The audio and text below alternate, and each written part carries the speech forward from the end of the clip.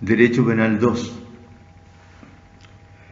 Bien, no nos olvidemos que estamos estudiando unos grupos de delitos que están relacionados con los ferrocarriles, el primero, el delito de manejo de vehículo motoridad, el segundo grupo, que envuelve una serie de conductas, el tercero es los delitos relacionados con los telégrafos, y el cuarto grupo está relacionado con los conductores de correspondencia.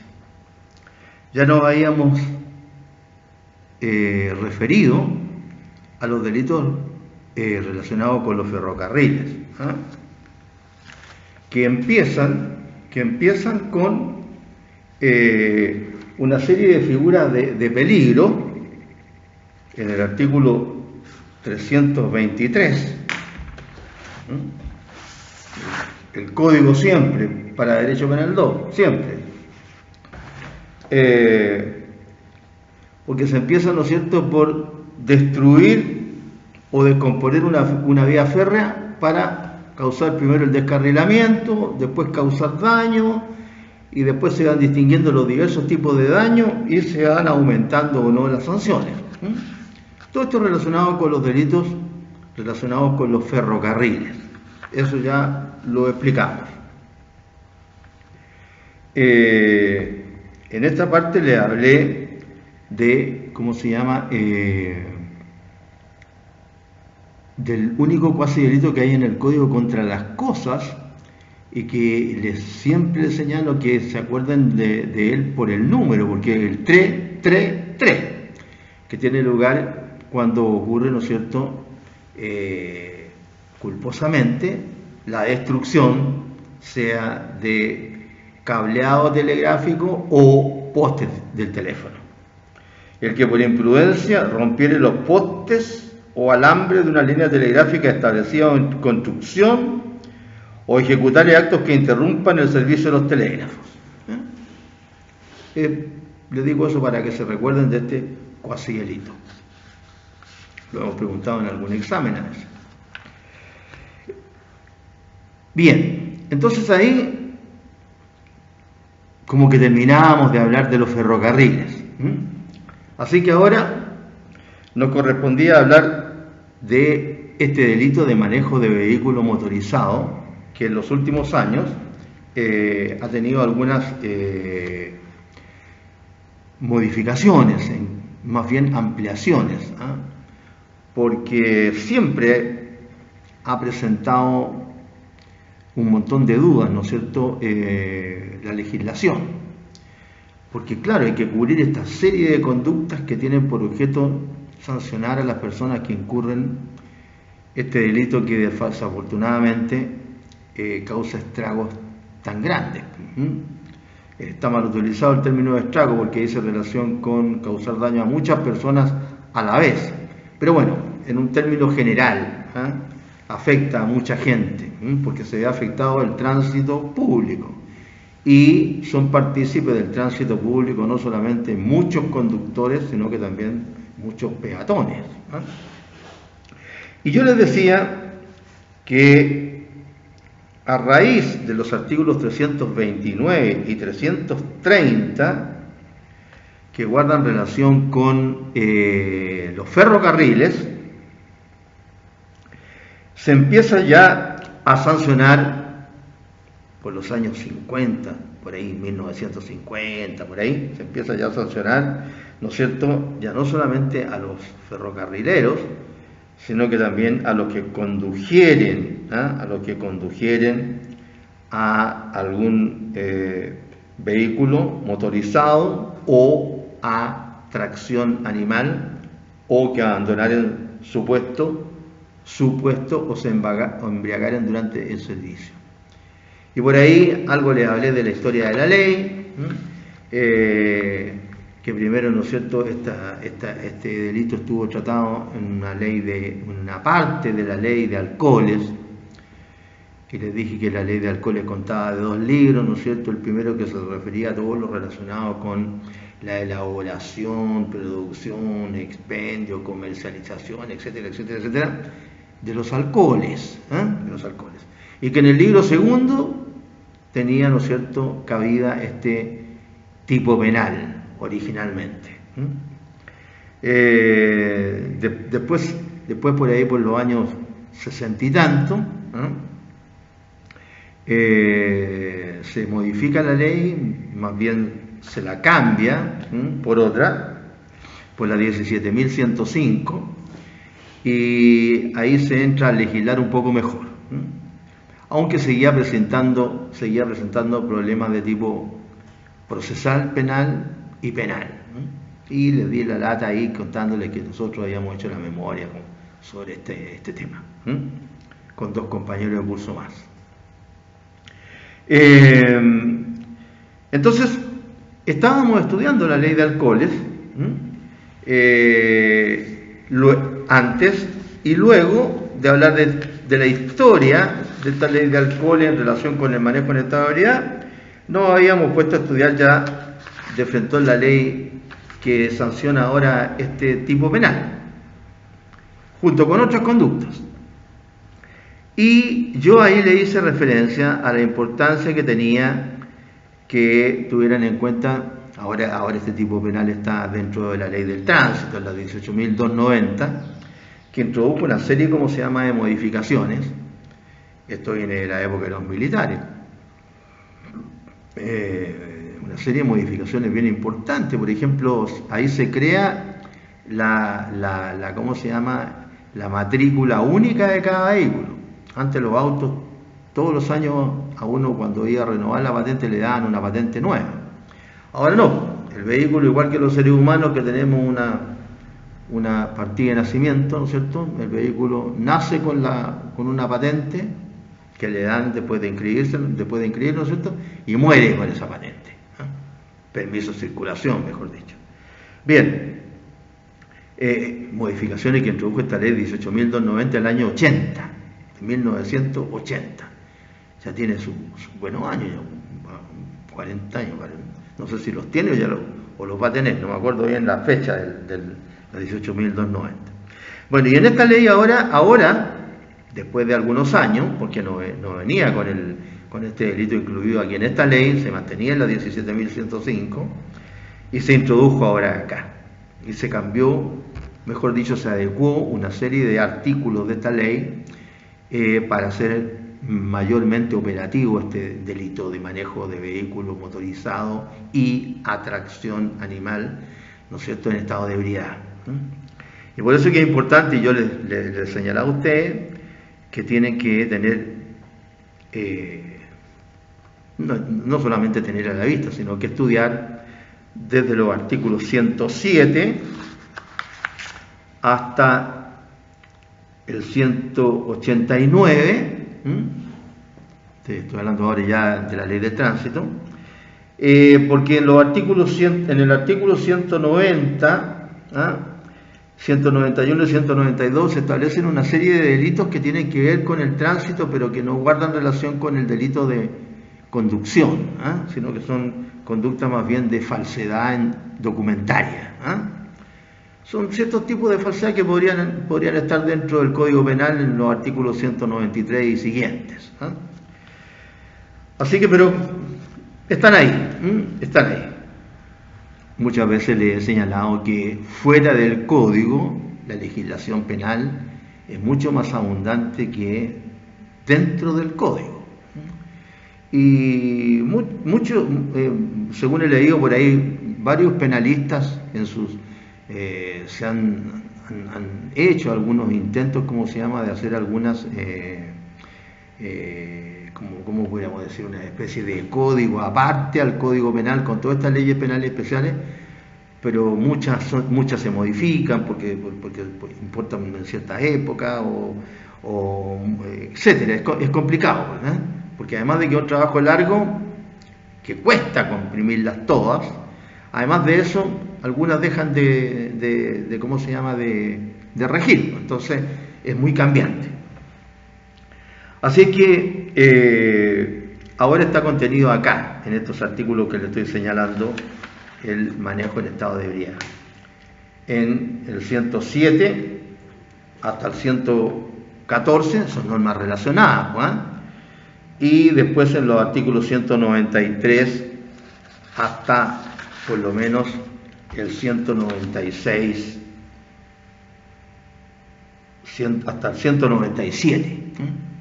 Todos esos artículos de la ley del tránsito interesan porque unos se refieren a otros. Por eso que yo tengo acá, aparte, la legislación. ¿eh? No tengo toda la ley del tránsito, tengo los artículos pertinentes.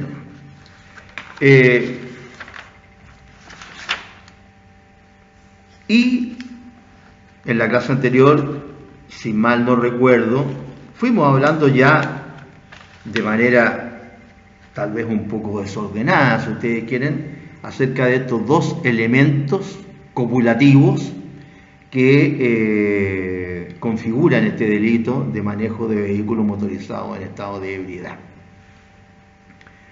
Fuimos hablando, son estos dos elementos, de la conducción y conjunción copulativa y de la ebriedad al conducir. Tienen que darse estos dos delitos de manera con estos dos delitos. Estos dos elementos deben concurrir de manera conjunta porque si no, no se comete esta infracción penal. Mejor dicho, este delito penal. También hablamos del bien jurídico protegido, ¿no es cierto?, que era la seguridad en el tránsito público. ¿Qué es lo que hacía el legislador para intentar dar una seguridad en el tránsito público? Y vimos que hacía ciertas exigencias para poder obtener un permiso o carné para conducir, lo que hacía que uno demostrara que tenía aptitudes físicas y psíquicas, entre otras aptitudes para poder obtener este carnet.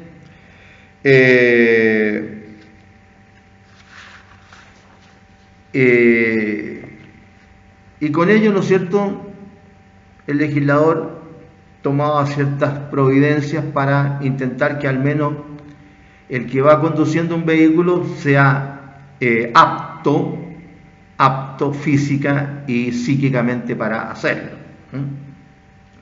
Después hablamos de los tipos de tránsito a que se refería la ley. Vimos ahí los conceptos de tránsito público y tránsito privado.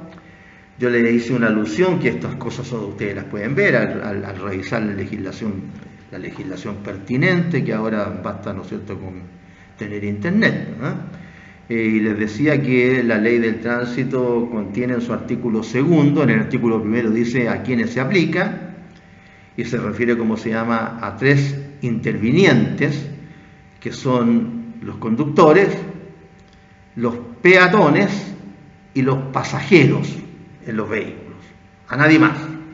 Esos son los objetos, ¿no es cierto?, de obligaciones y sanciones para la ley del tránsito. Y también se preocupaba del tránsito público, aunque aludía al tránsito privado, señalando que en aquellos lugares en que no hubiera una reglamentación especial para el tránsito privado, se iban a aplicar las normas del tránsito público. Hablamos entonces de la aplicación de la norma de aplicación de la ley del tránsito, hablamos de qué significaba seguridad, qué significaba esta garantía, conocer las normas del tránsito, entre otras cosas, que desafortunadamente hay muchas personas que no las conocen, la ley del tránsito. No sé si pasarán los exámenes porque son amigos del que tome el examen estoy hablando de conocimiento de la ley del tránsito, o porque tienen mucha suerte, porque justo le tocan las preguntas que se sabían, no sé. En la suerte yo no confío mucho, confío más en la pillería para obtener muchas cosas. Así es que ¿cómo se llama? Desafortunadamente hay mucha gente que no conoce muchos artículos de la ley del tránsito, por lo menos los principales.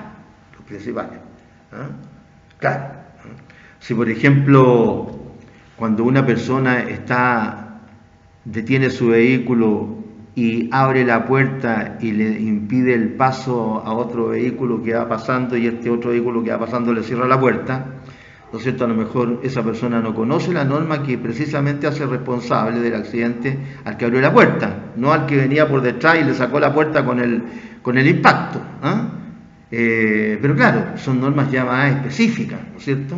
Más específicas. Las normas de viraje, por ejemplo, etcétera, ¿no es cierto?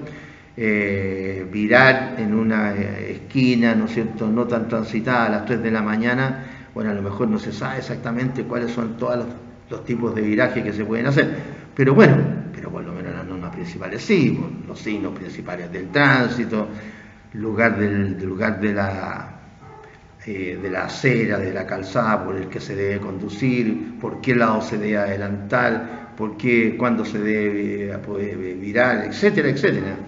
Porque ahora pasa que el conductor que está en falta muchas veces, ¿no es cierto?, le tira la niñada o la bronca, como se dice, ¿no es cierto?, al que está conduciendo bien, Claro, a veces una persona se le cruza, ¿no es cierto?, por delante, y encima, desde el auto, cuando se va cruzando, le hace con las manos un garabato, ¿no es cierto? Entonces ya es mucho ya. Y después hablamos de los tipos de embriaguez alcohólica, hablamos de la embriaguez simple o patológica, que básicamente se refería a la borrachera que se da a cualquier ser humano, incluyéndonos, ¿no es cierto?, todos mayores de edad, en donde la característica es que se produce una impregnación gradual, tóxica del alcohol, en donde el organismo no tiene la capacidad para eliminar, ¿no es cierto?, el alcohol con la prontitud que requiere para evitar ese estado, ¿no es cierto?, de embriaguez por un tiempo. Eso es la embriaguez simple. Y la embriaguez patológica era la misma, pero esta ocurría, ¿no es cierto?, también con el mismo alcohol, etcétera, pero es la que ocurre cuando ciertas personas que tienen ciertas características, ciertas enfermedades mentales, sobre todo en sus inicios, ¿no es cierto?, la psicopatía o los llamados neurópatas, ¿no es cierto?, entonces se embriagan y ahí sale esa parte mala que tiene, ¿no es cierto?, uno como neurópata, de su psiquis, y ¿cómo se llama? Entonces es más interesante estudiar las reacciones de ese neurópata más que ¿cómo se llama?, los síntomas que provoque el alcohol mismo. De eso habíamos hablado. También hablamos, ¿no es cierto?, de lo que consideran los médicos y de lo que consideran los abogados en relación con la embriaguez. Para los médicos, cualquier ingesta de alcohol, la más mínima, produce una alteración en el organismo. Claro, ellos tienen que preocuparse de otras cosas, ¿no es cierto? Se están preocupando de la salud. Seguramente que, dependiendo de la edad, por ejemplo, una persona que ya tenga afectada ciertos órganos relacionados con ¿cómo se llama?, la transformación de todas las materias que pasan por el ser humano, ¿no es cierto?, internas, vía líquida o vía sólida, como puede ser el hígado, que se dice que es el laboratorio del cuerpo humano, ¿no es cierto?, el que transforma todas las sustancias, ¿no es cierto?, elimina una, transforma otra, etc. Entonces, claro, si una persona ya enferma el hígado y toma cualquier gotita de alcohol, a lo mejor tiene un trastorno grave. Una persona sana, joven, a lo mejor que no tiene ninguna enfermedad, no le pasa nada. Por eso que los médicos lo ven de otro punto de vista, lo ven desde el punto de vista de la salud. Mientras que en el caso de los abogados, ¿no es cierto?, lo ven desde el punto de vista no solamente de la salud, sino que desde el punto de vista del daño que pueden producir a terceros y a la misma persona. Y por eso que ahí hay una clasificación, o una clasificación primera, que habla de la embriaguez plena o completa, de la semicompleta o semiplena y del estado comatoso. Ahí yo le hablé de esta niña, ¿no es cierto?, inglesa, que se murió, ¿no es cierto?, que cantaba precioso, una niña Amy Winehouse. Amy Casa del Vino, el apellido. Le hizo mal al final que tuviera que ver con el alcohol su apellido. Que murió teniendo 4.0 gramos de alcohol por centímetro cúbico de sangre. Imagínense ustedes, ya lo que le corría por el torrente sanguíneo no era sangre, pues era un líquido que en algún momento era sangre, pero con el alcohol ya dejó de ser sangre prácticamente. Y también había una clasificación número 2, que era la que distinguía 5 grados de de intoxicación alcohólica, desde el punto de vista de cómo se obtenía la intoxicación alcohólica, y ahí se hablaba de intoxicación forzada, fortuita, culpable, voluntaria o premeditada para cometer delitos. Vimos cómo se llama que el alcohol no está considerado dentro del Código Penal ni como agravante ni como atenuante. De hecho por ahí leí que los redactores del código a propósito no lo consideraron el alcohol. Es decir, no importa que una persona esté con ebriedad o no para los efectos de la comisión de un delito, y aquí se produce normalmente esa explicación del punto de vista del dolo, ¿no es cierto?, que se retrotrae, ¿no es cierto?, el dolo en el caso de un ebrio, no al momento en que cometió el delito, sino que al estado en que se decidió a beber el alcohol precisamente para cometerlo, o que no lo hizo con una embriaguez premeditada, pero, ¿no es cierto?, que fue responsable él, ¿no es cierto?, de haberse alcoholizado para el momento. Cosa que también ocurre de respecto del delito con otras sustancias, ahora, que son las estupefacientes o psicotrópicas. Entonces ahí hablamos de esto, hablamos de la locura alcohólica, y veíamos que en esta ¿cómo se llama?, clasificación segunda que hay acá, de estas 5 formas de impregnarse uno el cuerpo con alcohol, al menos respecto de la embriaguez plena o completa, y cuando ha sido culpable, ¿no es cierto?, o fortuita, en que la persona no ha pensado que se iba a curar, o a emborrachar, no sé, pero por las características de la bebida, o porque se le cambiaron la bebida, o porque reaccionó mal su organismo, o porque él mismo pensó que no estaba tomando muy poco y se equivocó de bebida, etcétera, etcétera, ¿no es cierto? Entonces en esos casos, si la embriaguez es plena y además es como se llama, fortuita, entonces podría la persona ser como se llama, irresponsable penalmente. Y sí se considera una eximente responsabilidad penal la locura alcohólica. Es decir, una persona que presenta una enfermedad mental, ¿no es cierto?, de aquellas que causan inimputabilidad penal. Es decir, cuando una persona, en este caso, como consecuencia de la locura alcohólica, es decir, la persona llegó a la locura alcohólica, viene a ser lo mismo que si una persona ¿no es cierto?, tiene una psicosis, ¿no es cierto?, tiene una demencia, etc. Algunas de las enfermedades psiquiátricas, ¿no es cierto?, que la ley considera como, o mejor dicho, que hacen inimputable a la persona ante el derecho penal.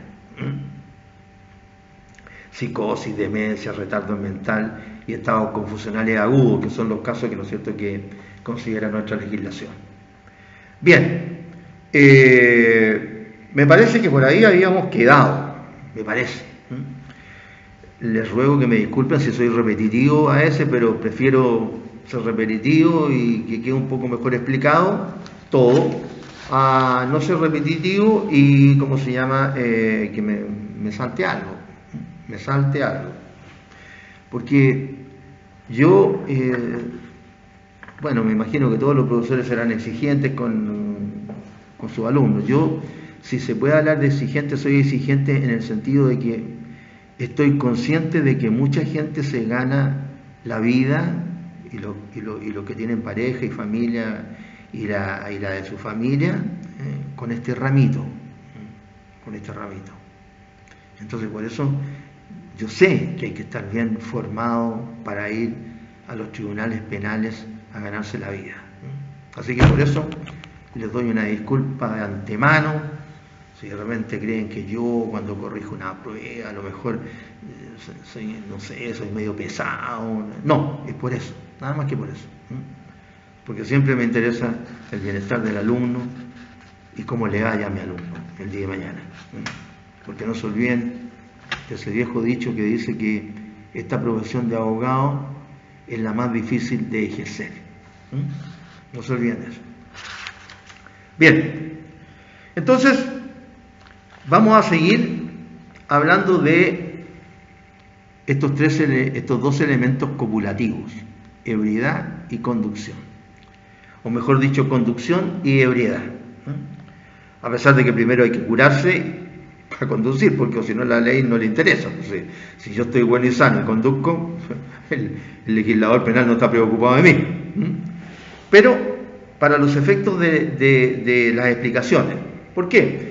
Porque la conducción, hablamos de lo que dice, ¿no es cierto? Ustedes mismos lo pueden ver en el diccionario de la Real Academia, que significa conducir, que significa manejar, que significa guiar, que son todos términos sinónimos. Así que es más o menos fácil, ¿no es cierto?, hablar de la conducción. Y de hecho, lo dijimos en algún momento, que es lo que era conducir.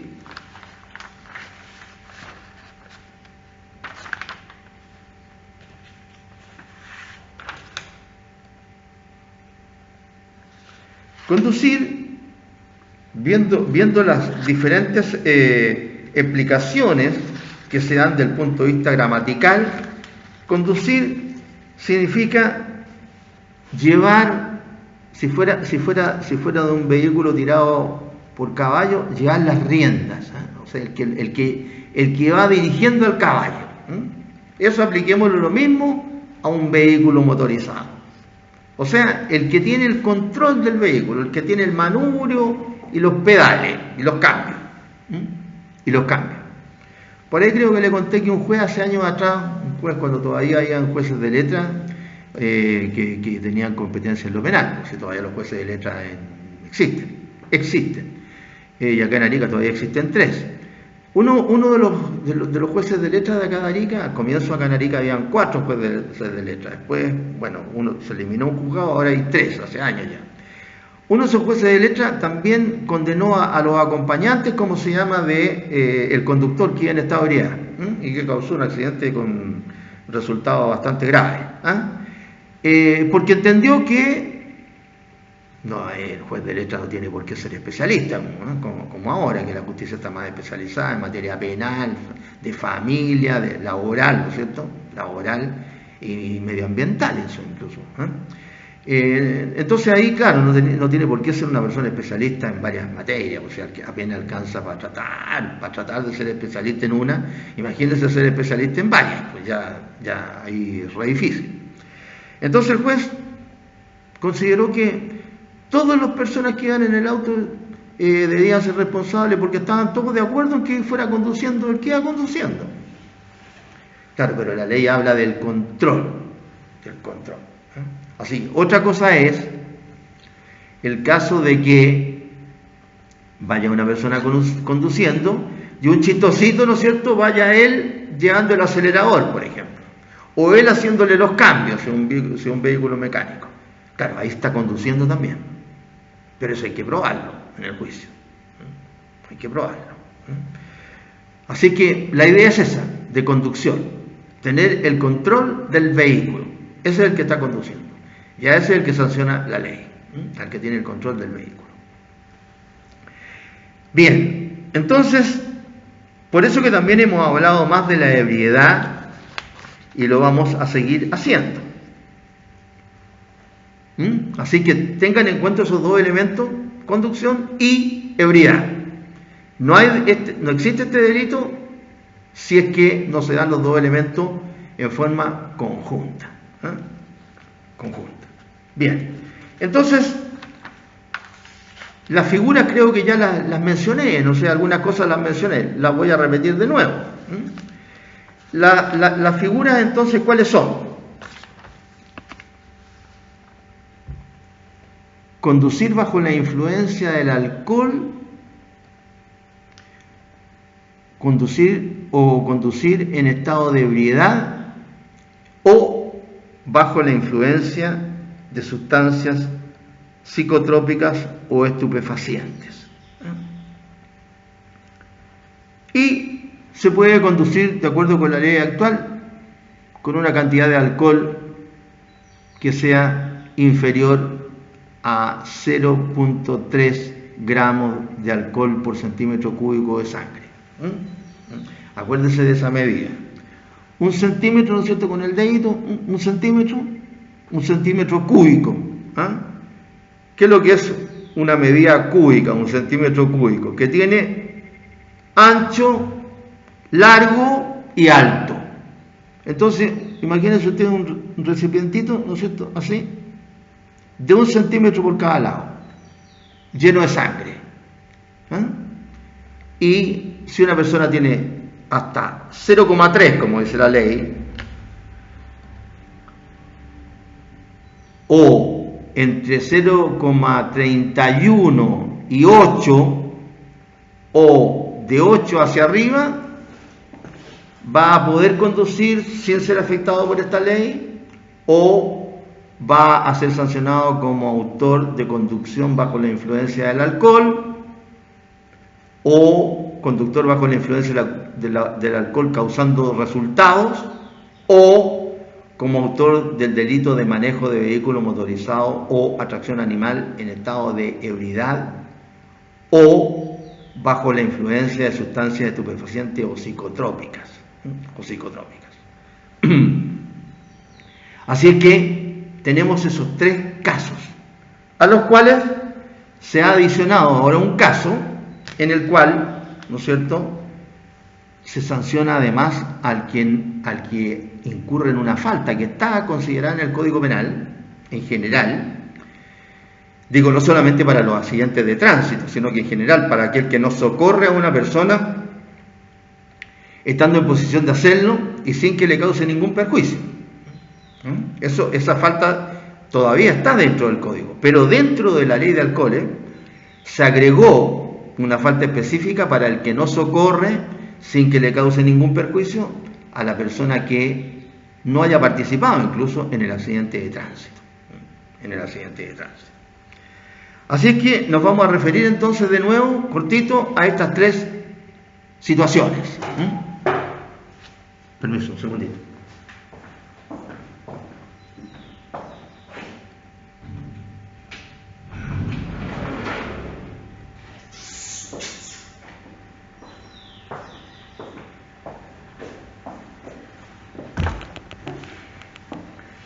Entonces,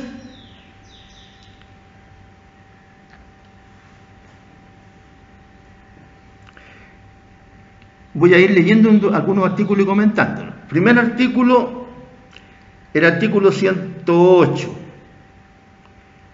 Todo conductor deberá mantener el control de su vehículo durante la circulación y conducirlo conforme a las normas de seguridad determinadas en esta ley, sin que motivo alguno justifique el desconocimiento o incumplimiento de ellas.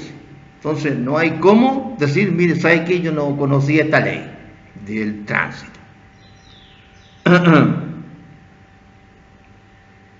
Asimismo, los conductores están obligados a mantenerse atentos a las condiciones del tránsito del momento. Si yo voy whatsappeando, peor todavía, así voy simplemente hablando por celular mientras manejo.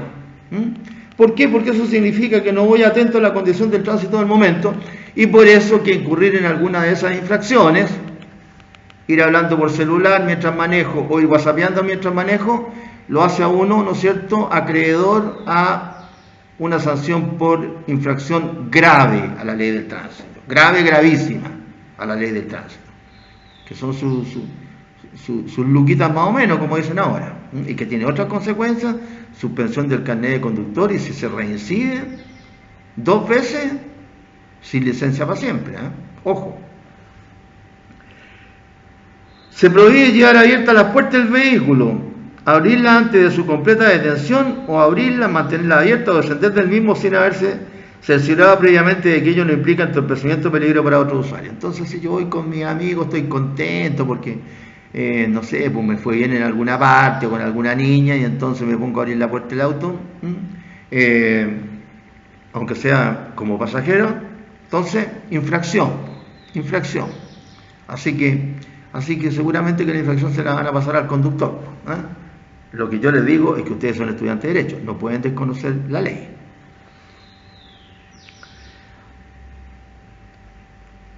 Artículo 110. Se prohíbe al conductor y a los pasajeros, fíjese, se prohíbe al conductor y a los pasajeros el consumo de bebida alcohólica en el interior de vehículos motorizados. También, no pueden decir ustedes, carabinero, fíjese que yo no sabía que estaba prohibido, porque el carabinero le va a mostrar el artículo de la ley del tránsito y le va a pasar el parte.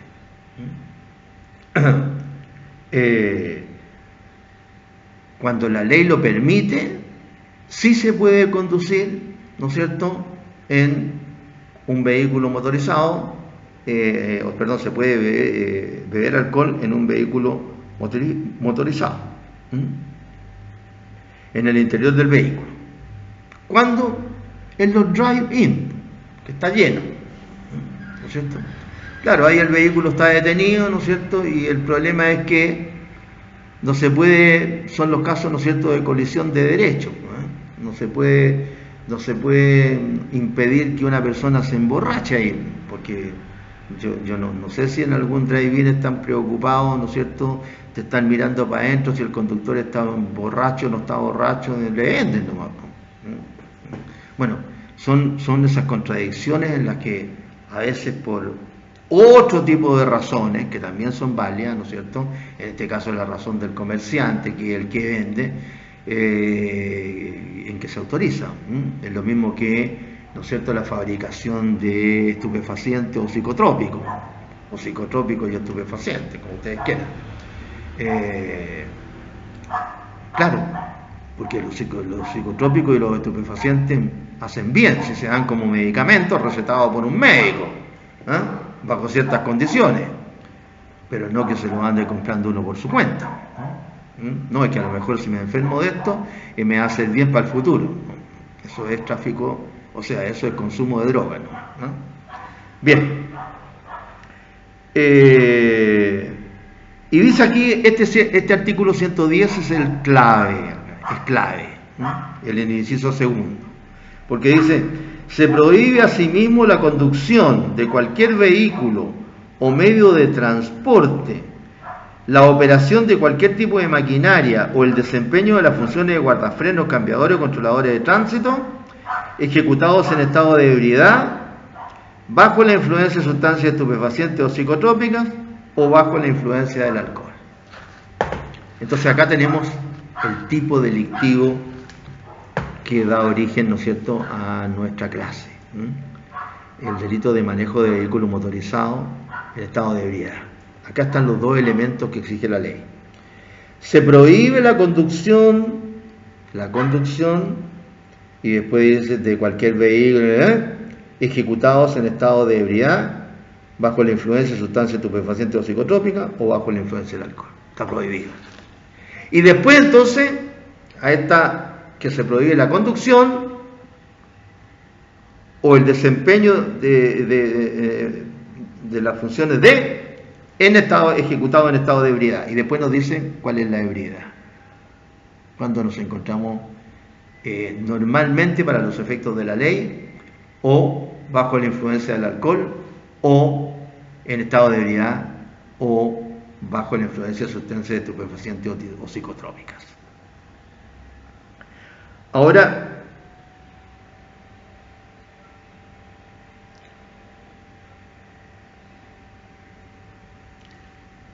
hay dos situaciones o dos formas de establecer, bueno, la conducción ya la hablamos, ¿cierto? ¿Qué es lo que es conducir un vehículo? Que es lo más importante, de cualquier tipo que sea, un vehículo. También la ley habla de la operación de cualquier tipo de maquinaria, o el desempeño de las funciones de guardaferos, cambiadores o controladores de tránsito. Ninguno se puede realizar en estado de ebriedad, pero lo general, ¿no es cierto?, la gran mayoría de casos van por el caso del conductor de un vehículo motorizado, ¿no es cierto? Ya. O sea, de lo que vamos todos. Y a este entonces hay que hacerle una determinación de en qué situación se encuentra para poder después sancionarlo. Y eso lo dice el artículo siguiente, el artículo 111. Y dice, para la determinación del estado de ebriedad del imputado o del hecho de encontrarse bajo la influencia del alcohol, o sea, para determinar la ebriedad o la influencia del alcohol, el tribunal podrá considerar todos los medios de prueba, evaluando especialmente el estado general del imputado en relación con el control de sus sentidos. Así que ojo, antes de la modificación que estamos leyendo ahora, antes de esta modificación, no se señalaba esta frasecita, o bajo la influencia, el tribunal podrá considerar todos los medios de prueba, evaluando especialmente el estado general del imputado en relación con el control de sus sentidos. Evaluando el estado general del imputado en relación con el control de sus sentidos. Entonces, cuando ahora, desde que está este artículo, por decirlo así, o está esta ley, no me hicieron ni el alcotest ni la alcoholemia y solo me constataron los signos de la ebriedad, igual me pueden acreditar el delito de manejo de vehículo motorizado en estado de ebriedad. ¿Por qué? Porque lo está diciendo la ley. Antes no estaba esta frase. Evaluando especialmente el estado general del imputado en relación con el control de sus sentidos. En relación con el control de sus sentidos.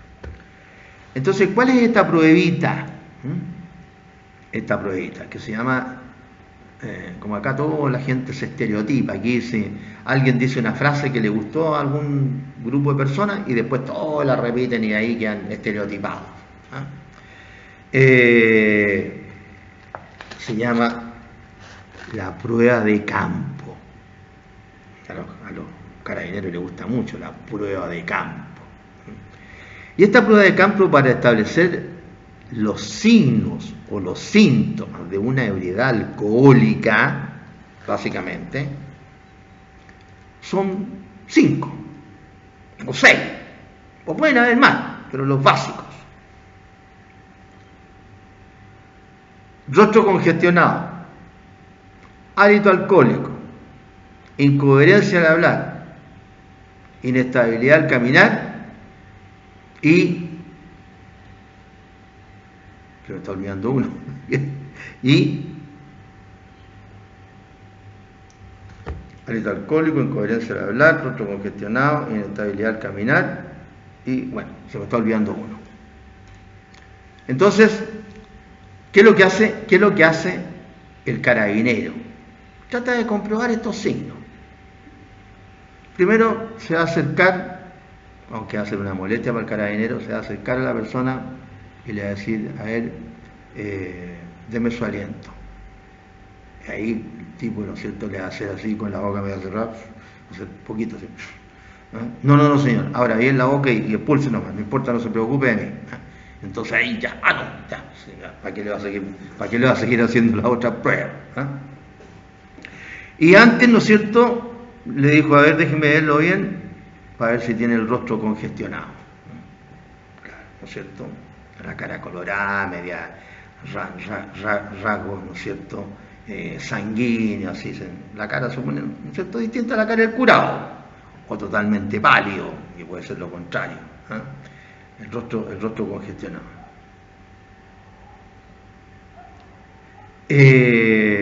Mentalmente me estoy tratando de acordar del otro signo, ya me voy a acordar.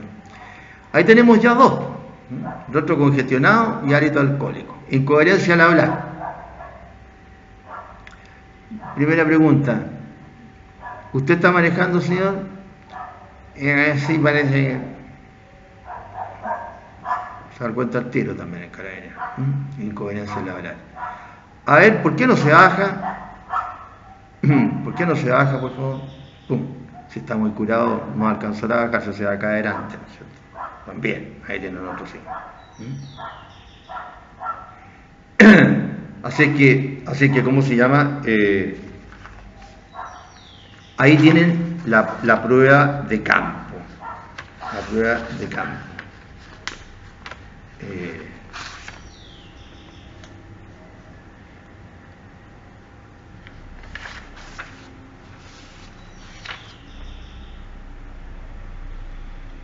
Y ojos vidriosos.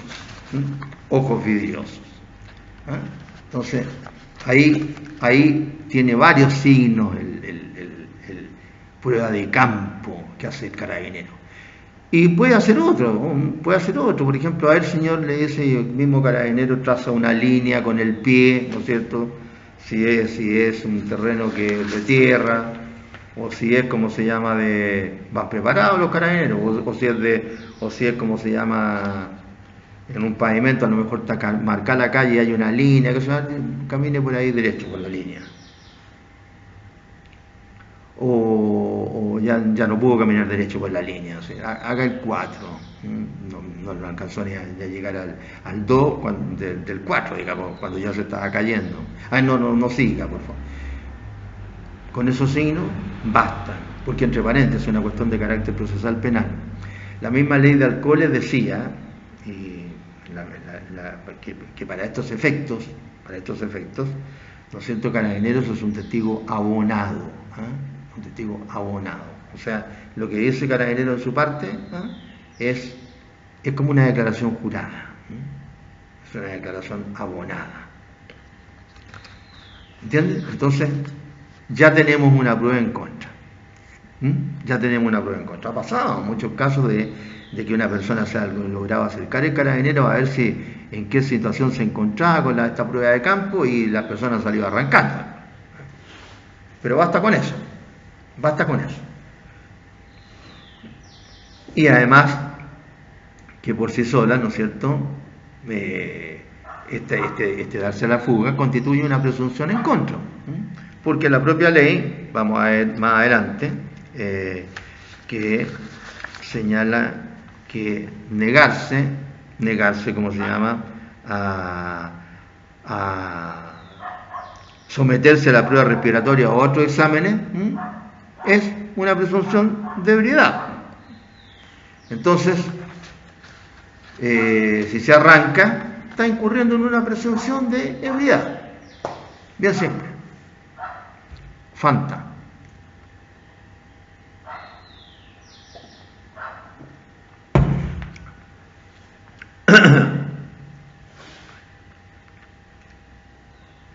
Entonces, el artículo 11 ahora va para el caso de determinar la ebriedad. Artículo 111. Para la determinación del estado de ebriedad del imputado o del hecho de encontrarse bajo la influencia del alcohol, el tribunal podrá considerar todos los medios de prueba, evaluando especialmente el estado general del imputado en relación con el control de su sentido, como también, o sea, además, podría haber dicho como además. El nivel de alcohol presente en el flujo sanguíneo que conste en el informe de alcoholemia o en el resultado de la prueba respiratoria que hubiera sido practicada por carabineros. Es decir, el alcotest. La alcoholemia o el alcotest se pueden hacer además de la prueba de campo. Además. Entonces, tenemos elementos para establecer la dosificación de alcohol en la sangre. La cantidad de alcohol que contenía la persona en su sangre. Tenemos antecedentes para poder determinar si se encontraba o no, ¿cierto?, bajo la influencia del alcohol o en estado de ebriedad o bajo, ¿no es cierto?, sustancias estupefacientes o psicotrópicas. Sigue la ley en el 111. Sin perjuicio de lo anterior, se entenderá que desempeña un estado de ebriedad cuando el informe o prueba arroje una dosificación igual o superior a 0,8 gramos por mil de alcohol en la sangre o en el organismo. 0,8 gramos por mil. Es decir, 0,8 gramos de alcohol en un litro. En un litro. Yo le hacía la comparación con los centímetros cúbicos. Acá se hace en 1 litro, dice la ley. O sea, usted tiene que tener 0,3, ni siquiera 3, sino que 0,3 en 1 litro. Igual o superior a 0,8 gramos por mil de alcohol en la sangre o en el organismo. 0,8 gramos por mil de alcohol en la sangre o en el organismo. De 0,8 gramos por mil de alcohol en la sangre o en el organismo, entonces usted se encuentra en estado de ebriedad. Inciso siguiente. Se entenderá que hay desempeño bajo la influencia del alcohol, ¿no es cierto? Que es una falta. Se entenderá que hay desempeño bajo la influencia del alcohol cuando el informe o prueba arroje una dosificación superior a 0,3 e inferior a 0,8. O sea, en el tramito en el que empieza el estado de ebriedad, viene otro tramito que es bajo la influencia del alcohol, que hacia abajo empieza en el 0,3 y tanto. ¿Por qué? Porque si la dosificación fuere menor a 0,3, se estará lo establecido en el artículo 109 y en el número 1 del artículo 200 si correspondiere. Es decir, ninguna persona podrá conducir un vehículo motorizado cuando se encuentre en condiciones físicas o psíquicas deficientes. No se entenderá para efectos de esta ley como condición física o psíquica deficiente arrojar en el informe de alcoholemia o en el resultado de la prueba respiratoria que hubiera sido practicada por Carabineros de Chile una dosificación igual o inferior a 0,3 gramos por mil de alcohol en la sangre. O sea, uno con 0,3, ¿no es cierto?, va cumpliendo con la ley de alcohol. Si yo tengo hasta 0,3 gramos de alcohol por 1 litro de sangre, estoy cumpliendo con la ley. Así que eso es lo que ustedes tienen que tener en cuenta. Esta escalita que va hasta 0,3. De 0,3 y algo hasta 0,8. Y de 0,8 y algo en adelante. Hasta, repito, como doña Amy Winehouse, que llegó a 4.0. Permiso.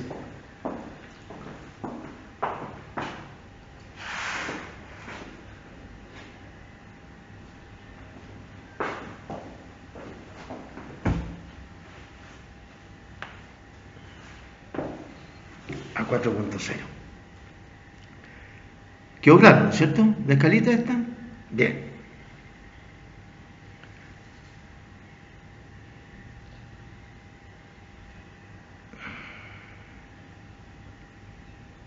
Eso es lo relacionado entonces con cómo se determina el estado de ebriedad del imputado o del hecho de encontrarse bajo la influencia del alcohol. Las dos cosas. La prueba de campo y también dice la ley, como sinónimo de además, si es que se puede, el alcoholtest o la, ¿cómo se llama? La alcoholemia. La alcoholemia. Lo que se hace, ¿no es cierto?, con la alcoholemia, básicamente, es que con una máquina centrífuga, ¡pum!, se revuelve a gran velocidad y ahí se separan los componentes y separados los componentes se obtienen las cantidades. Bien simple. Con la muestra de sangre de cada persona, ¿no es cierto?, eso es lo que haces. Y el alcotest, bueno, eso es más difícil de explicar porque es una maquinita, claro que dicen que tiene más error, lógico, porque lo hace en el momento, ¿no es cierto? No sé exactamente qué es lo que me dirá. No sé exactamente. Claro, tiene que ver con el alcohol, pues mide el alcohol, pero ¿cómo lo hará? No lo sé. Por eso que muchas veces a la persona se le dice sople, pero sople bien, sople con ganas, ¿no es cierto? Porque si así le echa muy poquito alcohol, claro. Así que por eso que se prefiere la prueba como definitiva, que es la que antes era la única que mandaba, por decir así, a la ley, era la alcoholemia. Ahora no, también puede ser el alcotest, o también puede ser la prueba de campo, o todos. Bien, entonces ahora vamos a ir señalando estas dos infracciones, una a nivel de falta y la otra a nivel de delito, y haciendo algún comentario. En el artículo 193 se sanciona la conducción bajo la influencia del alcohol. La influencia del alcohol.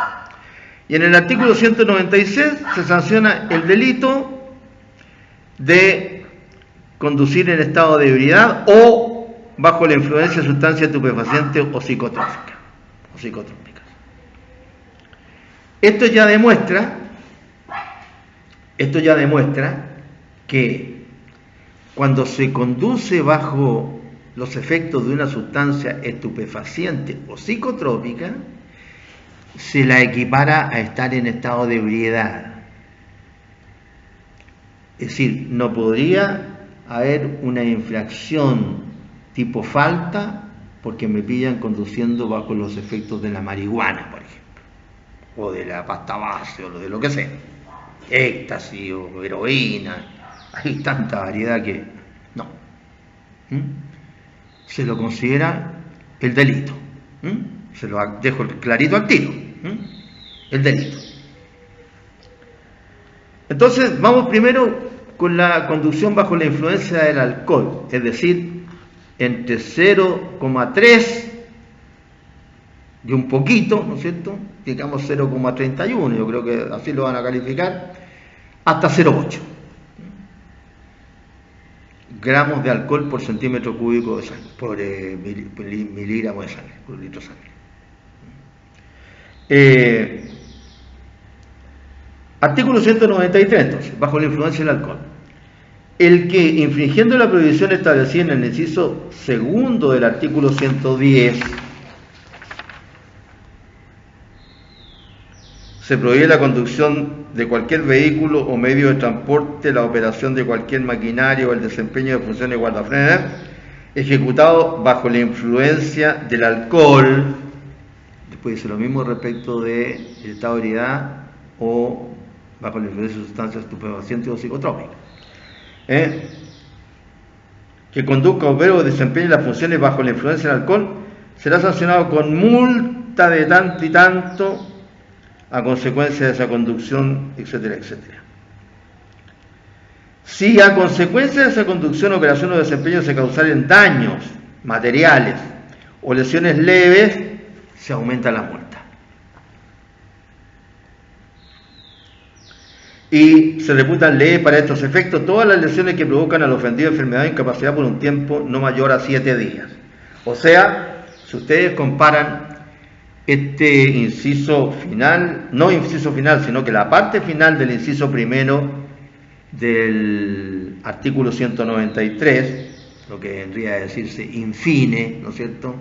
Inciso primero, infine del artículo 193, con el artículo 494, número 5 del Código Penal, se van a encontrar con que las faltas ahí son aquellas, ¿no es cierto?, que tienen un periodo que va hasta los 15 días, pero se toma en cuenta la consideración de la persona y las circunstancias del hecho en ese caso.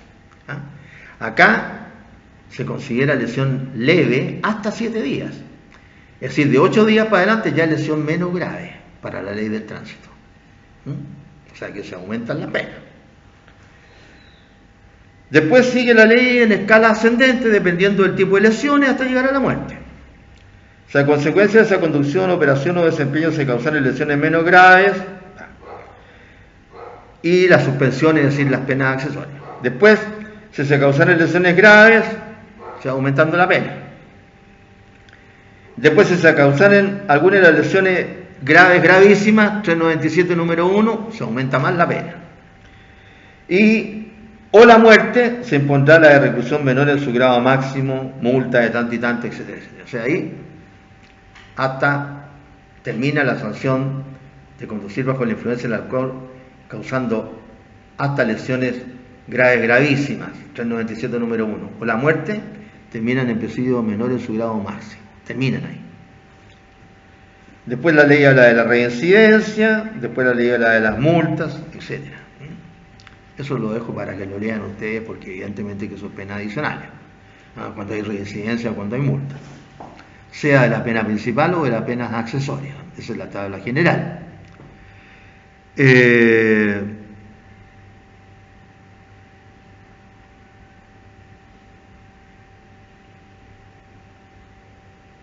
Bien, ¿qué es interesante? Lo que antes habíamos dado a entender, pero que no habíamos leído el artículo preciso, y que es la situación que considera aquel que no quiso realizarse alguno de estos exámenes. Dice el artículo 195 bis: la negativa injustificada de un conductor a someterse a las pruebas respiratorias u otros exámenes científicos destinados a establecer la presencia de alcohol o de estupefacientes o psicotrópicos en el cuerpo, prevista en el artículo 182, será sancionada con multa de 3 a 10 unidades tributarias mensuales y con la suspensión de su licencia hasta por un mes. Es decir, ese solo hecho tiene una pena de falta.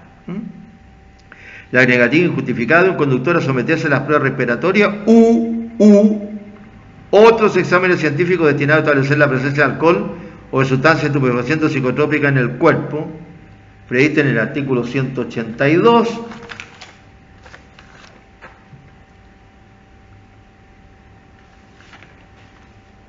tiene una pena, ¿no es cierto?, de multa de hasta 10 unidades tributarias mensuales. Está como 40 y tantos mil pesos una unidad tributaria, ¿no es cierto? No tiene ninguna gracia negarse a hacérselo, porque ya en solo eso ya tenemos casi $500,000 de pesos. Si estuviera a 45.000, ¿no es cierto?, que está más, yo creo, 10 unidades tributarias serían 450.000. O sea, estamos cerca del $500,000 de pesos, solo por negarse a hacerse el examen. No es broma, porque después viene la multa por la influencia del alcohol mismo. Entonces ya le va a sumar esta más la otra. Estamos hablando de la influencia del alcohol, nada más, y es de negarse a hacerse el examen, porque la negativa es injustificada. ¿Y por qué no se dejó hacer la alcoholemia? No, es que me dolía una muela. No, pues si a uno le sacan la sangre, ¿no es cierto?, de un brazo, no de la muela. Tiene que ser una negativa justificada. Decir, mire, yo soy de tal religión y si me pinchan, ¿no es cierto?, me lleva el demonio. No, tampoco. Porque no se puede comprobar eso. En caso de accidentes que produzcan lesiones de las comprendidas en el número 1 del artículo 397, lesiones graves, gravísimas, o la muerte de alguna persona, la negativa injustificada del conductor que hubiera intervenido en ella a someterse a las pruebas respiratorias evidenciales o a los exámenes científicos señalados en el artículo 183 de esta ley para determinar la dosificación de alcohol en la sangre, o cualquier maniobra que altere sus resultados, o la dilación de su práctica con ese mismo efecto, ponerse a, no sé, a divagar, a ganar tiempo, a hacerse el muerto, el desmayado, qué sé yo, le digo un ataque de locura, lo que sea, para dilatar, que lo lleguen a hacerse la prueba, ¿no es cierto? Será castigado con la pena de presidio menor de su grado máximo, multa de tanto y tanto y comiso del vehículo en que se ha cometido el delito, sin perjuicio de los derechos terceros. Sí. O sea, esto es la negativa, pero del que causó alguna de estas consecuencias más graves. Ya no solamente de negarse a hacerse la prueba cuando solamente está conduciendo bajo la influencia del alcohol, sino que aquí causó un resultado más grave. En caso de accidentes que provocan lesiones o la muerte, la negativa injustificada del conductor que hubiera intervenido en ellas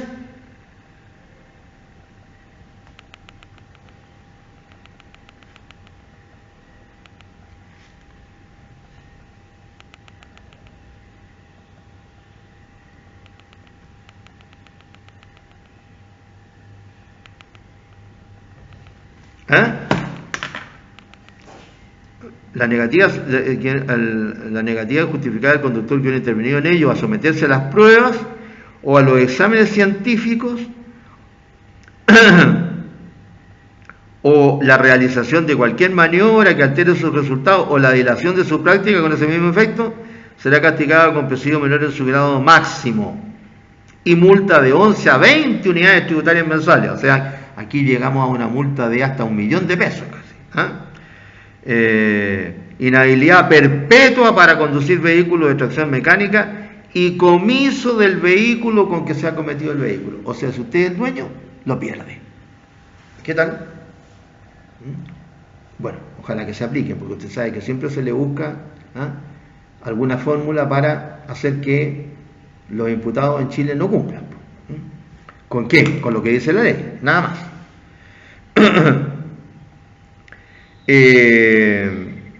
La pena prevista en el inciso anterior se impondrá al conductor conjuntamente con la que le corresponda por la responsabilidad que le pueda caer en el respectivo delito o cuasi delito de conformidad con lo dispuesto en el artículo 74 del Código Penal. Solamente estamos hablando de la negativa a la realización de alguna de estas pruebas, así que ojo,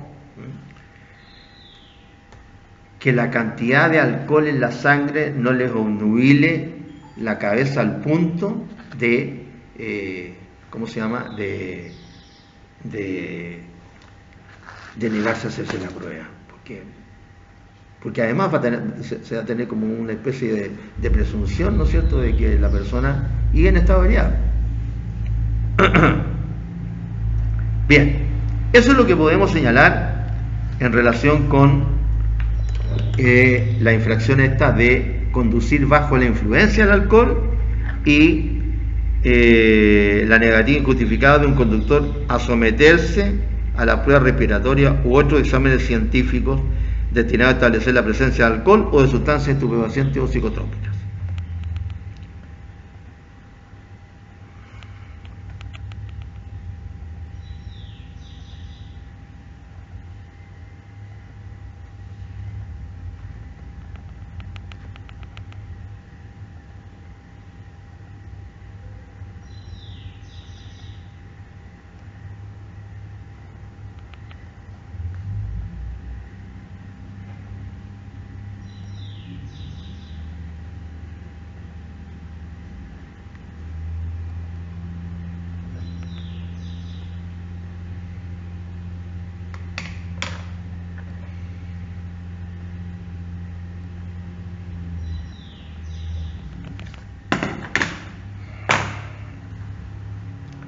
Entonces, en este tránsito que estamos haciendo, nos corresponde ahora hablar del manejo en estado de ebriedad.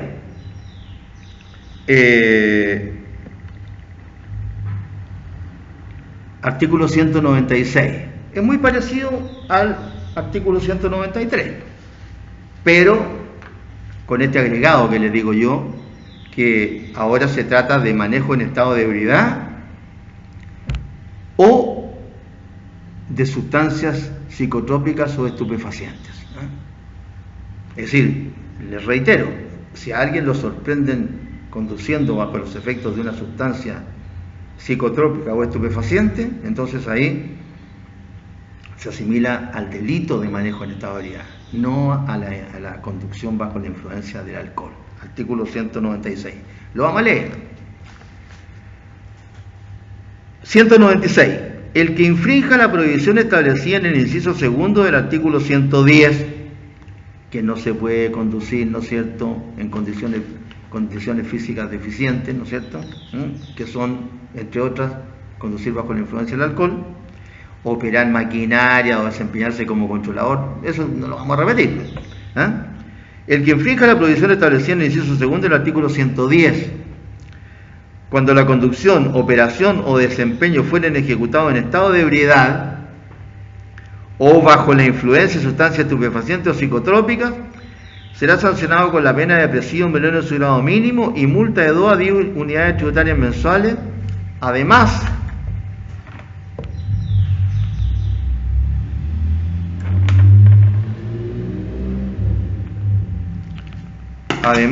de la suspensión de la licencia para conducir vehículos motorizados por el término de 2 años, si fuese suspendido en una primera ocasión, la suspensión por el término de 5 años si es suspendido en un segundo evento, Y finalmente, con la cancelación de la licencia, ser sorprendido en una tercera ocasión, ya sea que no se ocasione daño alguno o que con ello se causen daños materiales o lesiones leves, se reputarán leves para todo, etc. Lo mismo. Entonces, nos encontramos con la situación de que solo la persona vaya conduciendo en estado de ebriedad o bajo la influencia de sustancias estupefacientes o psicotrópicas. Nada más. Nada más. Basta eso. Y tiene asignada la pena de presidio menor en su grado mínimo y multa, además de las accesorias. Además de las accesorias. Y la accesoria de suspensión de la licencia va a ser de 2 años si es la primera vez, 5 años si es la segunda vez y la cancelación de la licencia si es la tercera vez. O sea, en el tercer manejo en estado de ebriedad simple que se llama, o sea, solamente iba a conducir en estado de ebriedad, se queda sin licencia. Sin licencia. ¿Y qué significa quedarse sin licencia? Artículo 194. El que sin tener la licencia de conducir requerida maneje un vehículo para cuya conducción se requiere una licencia profesional, etcétera, etcétera. Es decir, el solo hecho de conducir sin licencia ya es constitutivo de una infracción. Así que ya se le van a sumar infracciones penales al manejo en estado de ebriedad.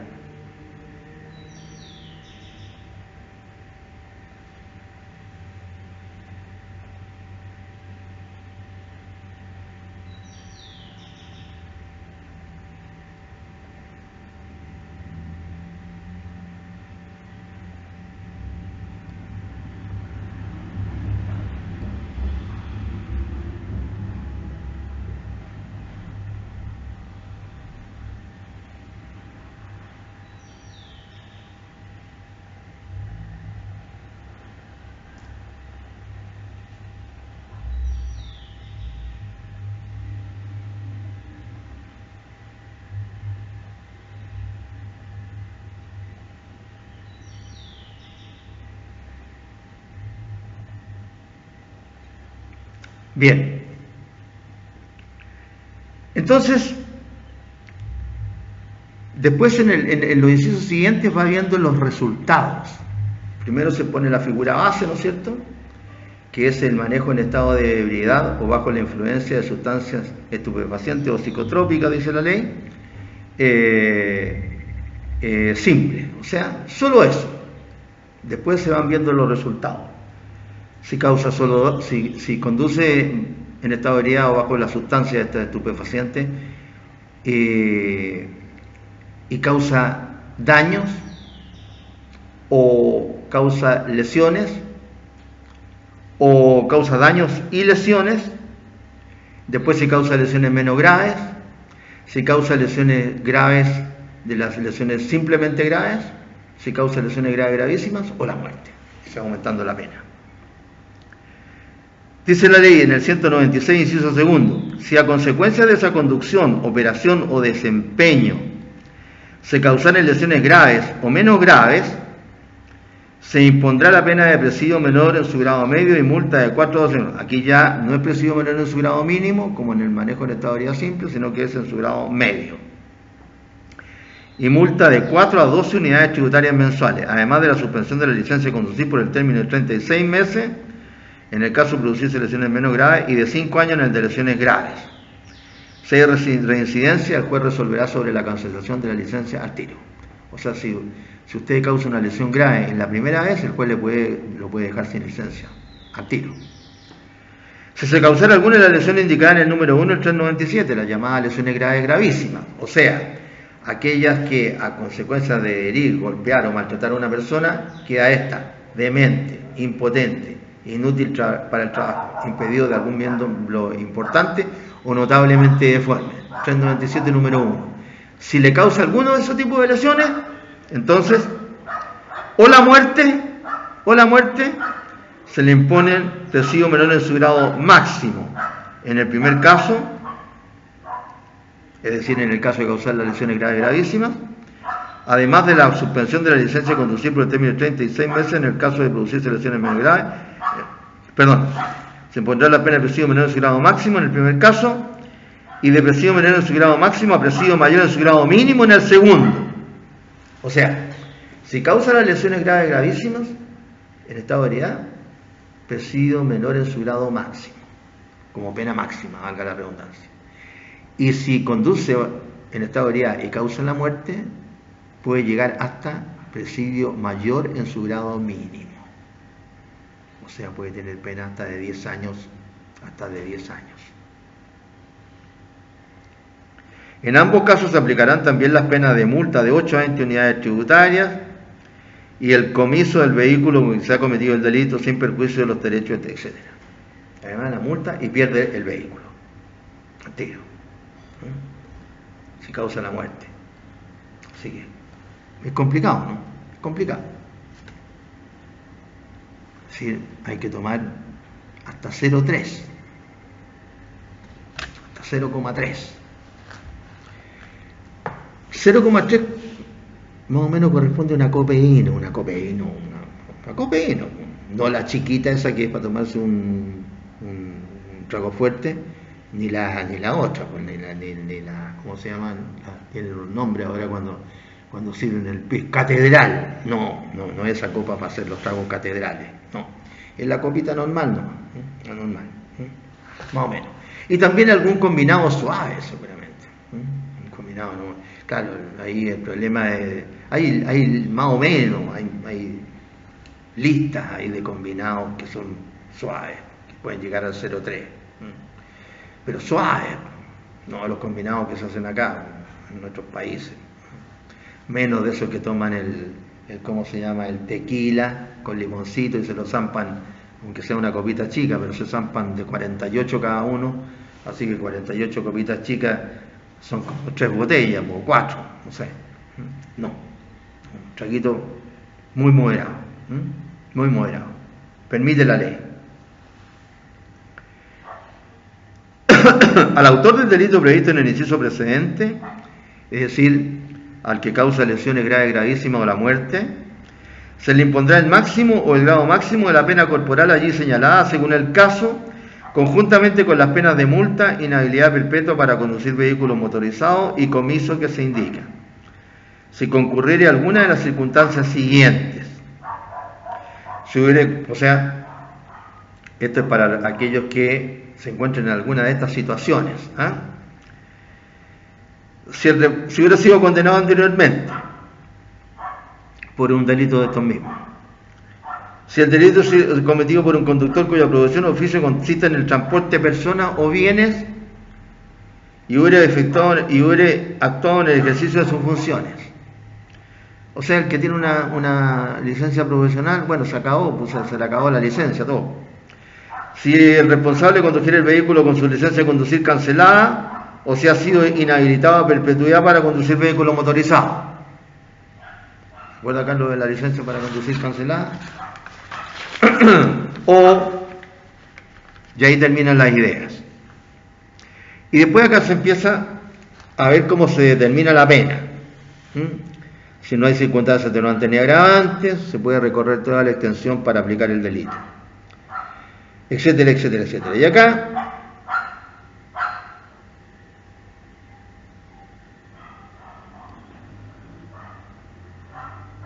dice en el número 5, el tribunal no podrá imponer una pena que sea mayor o menor al marco fijado por la ley. Con todo, aquí vienen los problemitas de siempre. Podrá imponerse la pena inferior en un grado si, tratándose del eximente el número 11 del artículo 10, irreprochable conducta anterior, concurriere la mayor parte de sus requisitos, pero el hecho no pudiese entenderse exento de pena. De ahí, ¿no es cierto?, se han asilado, para no decir agarrado, tomado los tribunales para que no se aplique la pena, ¿no es cierto?, de cumplimiento efectivo, que es lo que quería el legislador.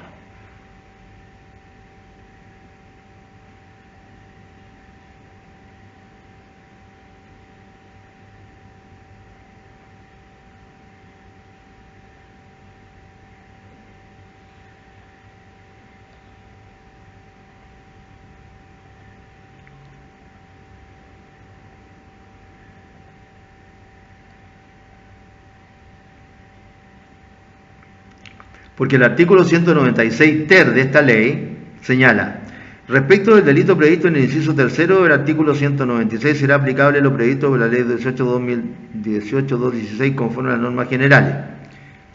Que es la ley sobre, ¿no es cierto?, remisión condicional de la pena y otros beneficios alternativos al cumplimiento de la sentencia. Entonces, será aplicable. Sin embargo, la ejecución de la respectiva pena sustitutiva quedará en suspenso por 1 año, tiempo durante el cual el condenado deberá cumplir en forma efectiva la pena privativa de libertad a la que hubiera sido condenado. Ya habíamos hablado, ¿no es cierto?, en el número 5, de que con todo ponerse la pena inferior con la irreprochable conducta anterior, ¿no es cierto? Ya, ahora tenemos otra normita que va en favor del reo. Esto de que antes el imputado no tenía ningún beneficio, ahora los tiene todos. Con todo, dice el 196 ter, inciso segundo, no se aplicará en estas situaciones lo dispuesto en el artículo 38 de dicha ley y en ningún caso la sustitución de la pena privativa de libertad hará la sustitución o suspensión del cumplimiento de las multas, comiso y limitaciones impuestas.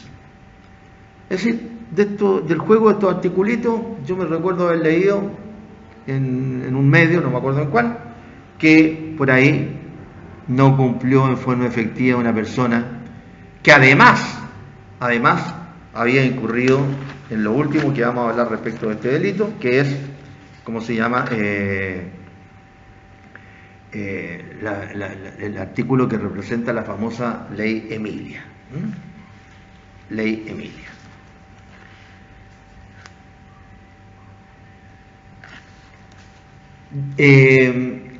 Pero antes de eso, porque como no tengo pauta, voy hablando normalmente así como en la clase, sí, tengo el código, algunas palabritas respecto de las sustancias estupefacientes o psicotrópicas, que se sancionan cuando se conduce, se opera una maquinaria o se maniobra en un determinado cargo, etcétera, se asimila con el manejo en estado de ebriedad, no con la conducción bajo la influencia del alcohol, sino que con el manejo en estado de ebriedad, que quede claro. ¿De qué estamos hablando? Sustancias estupefacientes o psicotrópicas. En realidad, para un orden debió haberse colocado al revés. Sustancias psicotrópicas o estupefacientes. ¿Por qué? Porque todos los estupefacientes son psicotrópicos. Es decir, el psicotrópico es el género y el estupefaciente es la especie. Pero bueno, lo que quiero es dar la explicación igual. ¿De qué es lo que estamos hablando acá? Estamos hablando básicamente, ¿no es cierto? Estamos hablando del sistema nervioso y del sistema nervioso más importante, que es el sistema nervioso central. El sistema nervioso central, que es el que contiene, ¿no es cierto? Dicen que nunca he sabido si ese número es cierto, no digo hasta el último numerito, pero así en globo, que el cerebro humano, ¿no es cierto?, contiene 100.000 millones, 100.000 millones, no 100 millones, 100.000 millones de neuronas. No sé cuántas chicas serán para que sean 100.000 millones, más que estrellas en la galaxia, incluso se dice. No sé, bueno, pero son requete contra muchas. Bien, ahora, el sistema nervioso central está formado, ¿no es cierto?, por el encéfalo y la médula espinal. El encéfalo y la médula espinal. Es decir, estamos hablando del cráneo, del cerebro, y de la médula espinal, que está también dentro, ¿no es cierto?, de atrás, de la ¿cómo se llama?, de la columna vertebral, por dentro, por dentro. Este es el sistema nervioso central. Entonces, el sistema nervioso central ¿Cómo opera? Opera, básicamente, todo esto son cuestiones para hacernos la idea nomás. Opera, ¿no es cierto?, por medio de efectores, es decir, nervios, que mandan los impulsos del cerebro hacia el exterior, y receptores, los que recibimos desde el mundo externo hacia nuestro cerebro. A través de los 5 sentidos, básicamente, los receptores. Así funciona el cerebro. Entonces, estas sustancias estupefacientes o psicotrópicas, o al revés, ¿qué es lo que hacen? Alterar el sistema nervioso central. Porque ¿qué es lo que es el género? Es decir, un psicotrópico. Un psicotrópico es cualquier tipo de sustancia. Cualquier tipo de sustancia, sea esta sustancia natural o sintética, es decir, creada por el hombre. Natural, viene de los 3 reinos de la naturaleza, o creada por el hombre. Cualquier sustancia entonces natural o sintética que tiene la capacidad de alterar el sistema nervioso central. Capacidad de alterar. ¿Y qué es lo que son? Ya no los psicotrópicos, sino que los estupefacientes. Los estupefacientes son cualquier psicotrópico que tiene esa capacidad de alterar el sistema nervioso central por su interactuación con él, ya sea creando conducta abusiva y o conductual. Sea que la cree la sustancia por sí misma o mediante su transformación en derivados que provocan efectos parecidos. Esos son los estupefacientes o psicotrópicos. Es decir, nos alteran completamente, ¿no es cierto?, su funcionamiento del sistema nervioso central. Por eso que le he hablado en otras oportunidades que, por un lado, por ejemplo, el alcohol, ya no lo otras drogas, el alcohol, por un lado produce euforia, que se transforma en valentía, ¿no es cierto? Y por otro lado, provoca, eso psicológicamente o psíquicamente, y por otro provoca lentificación del motriz, o sea, de los brazos y de los pies. Lo que en su conjunto, si soy eufórico de la cabeza y soy lento de movimiento, ese conjunto de cositas provoca gravísimos daños en contra de mí mismo y de las personas que andan por el tránsito, que es lo que legisla la ley del tránsito. Y de ahí vienen los resultados tremendos. Entonces, ¿cómo se llama? Eso es lo que quiere decir estupefacientes o psicotrópicos. Estas sustancias que alteran conductualmente, ¿no es cierto?, el sistema nervioso central, lo que es gravísimo. Bien,